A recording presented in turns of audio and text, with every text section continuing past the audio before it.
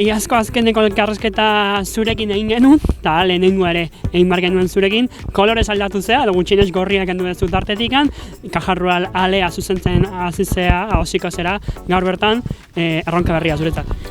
Bai, hori da, erronka polita, esan nahi du, urte batzuta gero gauzak aldatzen dihoaztela, edo bere prozesua ematen nahi dela, orduan gustoa, saiatuko gea ikasi duguna aplikatzen, eta beste ikuspuntu batetik lan egiten. Iaz talde honena izan zen Caja Rural alea, supongo zure helburua da bintzat aritz bagoezen lana berdintzea, ez? Bai, hori da, aritzek oso maila ona jarri zuen, eta saiatuko gea gutxinez hori mantentzen, eta nola ez, hobetu daitekena, bintzat gure eskutan da hona egiten. Zer nolako taldea aurkezten dizuego hor enten? Txirrindulari asko ditugu, oso esperientzia diferentiakin, kanpoko txirrindulariak, bertakoak bai igotzaileak, baita llanuan edo lauan hobeto moldatzen dienak, nahiko talde osua. Eta egutegiari begira, zer bilatzen duzu, sorbaskerekin hasi, baina hurrengo astean bikoizten hasten zarete, eta afronta haunditzaia aurre egin bardiko diazue beti.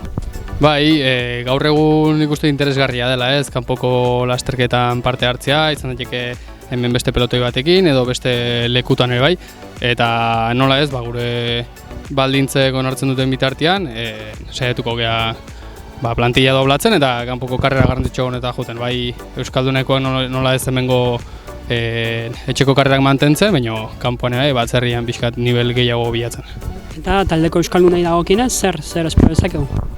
Espero dugu sorpresa batzuk ematea, sartu zizkigun Euskaldun berriak bai oso maila polita dute, taldekide onak dira, eta, errepia jarriko dugu.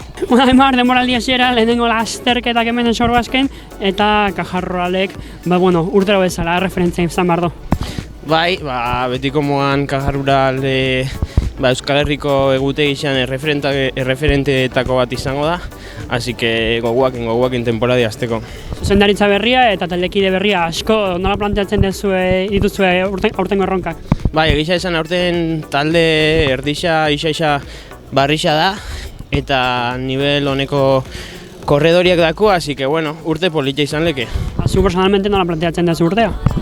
Azkenengo urtea sub-23 mailan, así que beste pausotxo bat emutera eta alba da disfruteia. Jomugan supongo izango dezula lasterketen lehian egotea, gero ez da gehiago. Bai, aurreko urtean horrego nintzen, gero igual karrera batzutan bera etorri nintzen eta aurten erregulartasun hori mantenik helburua. Zer falta izan zitzaizu niaz lehian gehiago izateko? Azkenean karrera asko korriune ben eta karga hori akumula hien fanzen eta maiatzen guruan gainezka inozten. Baina, aurten aberaldun hobeto kudeatu hori eta aberaldun resultatuak etara. Euskal Herriko egutegi aipatu duzu, baina seguru ere estatuko eta kanpoko lasterketak helburu garrantzitsuak direla horietako lasterketa asko son handiagoa dutelako. Bai, betiko moan hemengo karrerak importantiak dira, baina Kopa Espainiak eta gero itzulixak azkenian hor dau maila gehixena eta gero profesional mailara pasaiteko hor demostrabida, así que hori, karrera horretan nivela muten duen. Beno, Jande, zure debuta Caja Ruralearekin eta etxean iparraldean egingo dezu, supongo sentsazio onak direla eta gainera zuhurtarrian zehar lehian ibilizarela pistan, pedalkada onarekin zatozela Sorbazkera, ez? Uste dut forma on batean naiz, biziki ongi da etxean hastea Caja Ruralekin eta ikusiko dugu zer eginen dugu. Nola hartu zaitu talde berriak?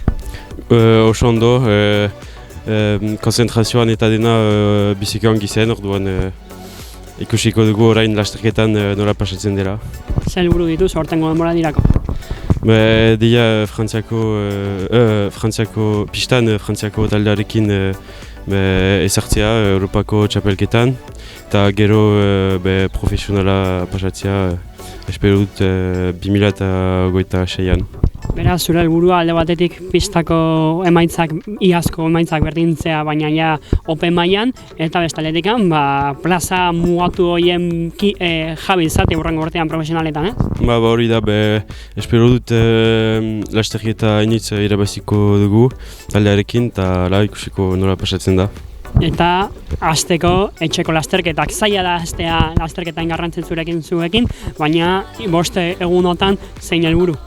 Ba, biziki zaila da ezorra, baina uste dut abaintala bat badut errepideak ezagutzea orduan ikusiko. Zortean. Mila esker.